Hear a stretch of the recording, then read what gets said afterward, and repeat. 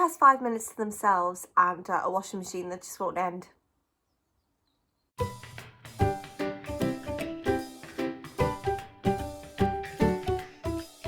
Hi everyone, I hope you're all doing really well today. I'm here today to talk about the books that I plan on reading this autumn. And I have waited so patiently for autumn all year because... And finally, autumn is upon us. It's the time to start getting cozy and reading more scary reads, and I always read scary reads anyway, but I've picked a few to be my sort of autumn reading list, and let's just get cracking. So in no particular order, I'm just going to pick up the books that I plan a little bit ambitiously really for my current reading state, but the books that I plan on reading this autumn are as follows. Number one, I'm going to try and get Hexenhaus read. I've wanted to read this one for ages. I've had it on my shelf for a long time. It's a YA set in modern day Australia, and I do think that this is a book that looks at modern Australian culture. So I do think it's probably more aimed at people who live in Australia and or Australian, but still I picked it up anyway. And this follows 3 different women over a prolonged period of time. We have in 1628 Veronica and her brother flee for their lives into the German woods after their father's burned at the stake. We've got at the dawn of the 18th century, Scottish maid Catherine is lured into political dissent after her parents are butchered for their beliefs. And then it says, in present-day Australia, Paisley navigates her way through the burning torches of small-town gossip after her mother's New Age shop comes under scrutiny. And as I say, I've had this on my shelves for the longest time now, so I'm going to read it and decide whether it's a keeper or a one to go into my pile of books of disenchantment that I keep up there to give away. The next book that I've got is this one. This is Summer Water by Sarah Moss.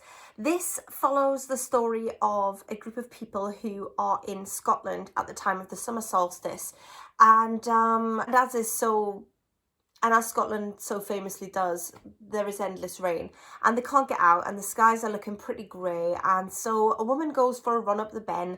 A boy decides that he's going to go kayaking even though the weather's not for it. An older couple go for a drive and they're driving too fast in the rain on the familiar bends.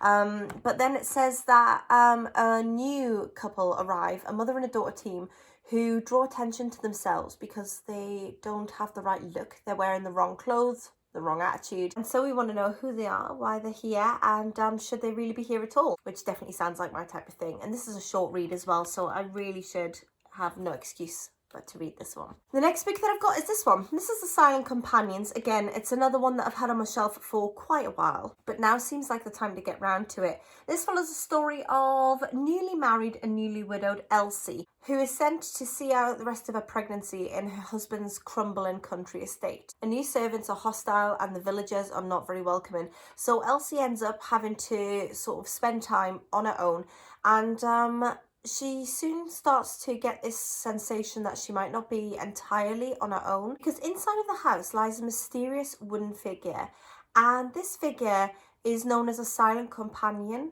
But Elsie notices that it has a very distinct likeness to Elsie herself, which she finds creepy, which she would. And one of the praises on the back says, Laura Purcell has nailed it with a story that conjures up the woman in black, the turn of the screw, and Rebecca. The next book that I've got is this one. This is Tender is the Flesh. Now, I'm not sure if I'm going to like this one.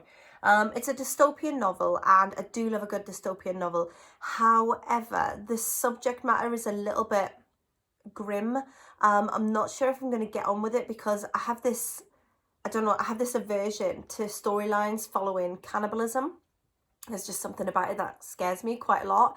And this book is about cannibalism. I thought if it's going to scare me and creep me out, it might be a good read for the autumn. So this one says, if everyone was eating human meat, would you? Marcus is in the business of slaughtering humans, only no one calls them that. He works with numbers, consignments, and processing. One day he's given a specimen of the finest quality. He leaves her tied up in an outhouse, a problem to be disposed of later. But she haunts Marcus. Her trembling body and watchful gaze seem to understand, and soon he becomes tortured by what has been lost and what might be saved.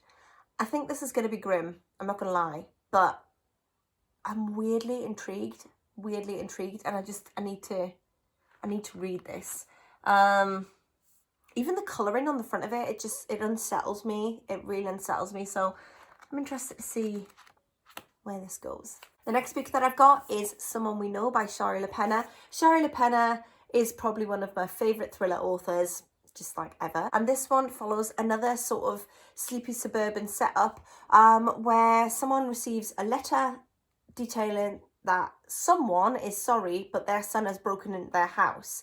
And people start to worry about who this person is breaking into the houses and what secrets they might uncover there. And then it says, and when a missing local woman is found murdered, the tension reaches a breaking point. Who killed her? Who knows more than they're telling? And how far will these very nice people go to protect their secrets? I love the way that Shari LaPena plays with suburbia and with family setups and family dramas and secrets. I just think she does it fantastically well, and so I'm very looking forward to this book because I've loved the rest of her books that I've read.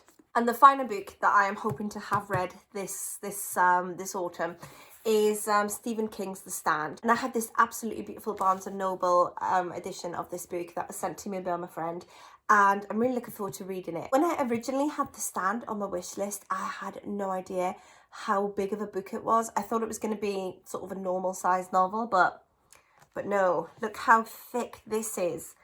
This is really big. This is really, really big.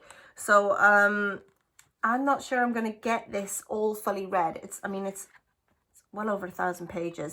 So I think this is going to take me quite some time to get through. So I might still be reading this in winter, but I am going to be starting this book in the autumn, and I'm really looking forward to it. I haven't read many Stephen King books, and for someone who loves the horror genre and the thriller genre, I think that's pretty poor. And so that's why I'm going to start trying to read this one. But as I say, I had no idea it was so big. Has anyone else read this book? My goodness. It's going to take me forever to get through. It's got some illustrations in there as well. But I'm very much looking forward to it. So there we go. We're into autumn. I'm very excited about it. I've got my pumpkin spice on standby. I've got my candles hidden away. I am ready. I am ready for this autumn. So let me know what you're going to be reading. Let me know if you've read any of these. Let me know if any of them are utter piffle and I shouldn't even bother reading them. And as usual, I'll speak to you all soon. Bye for now.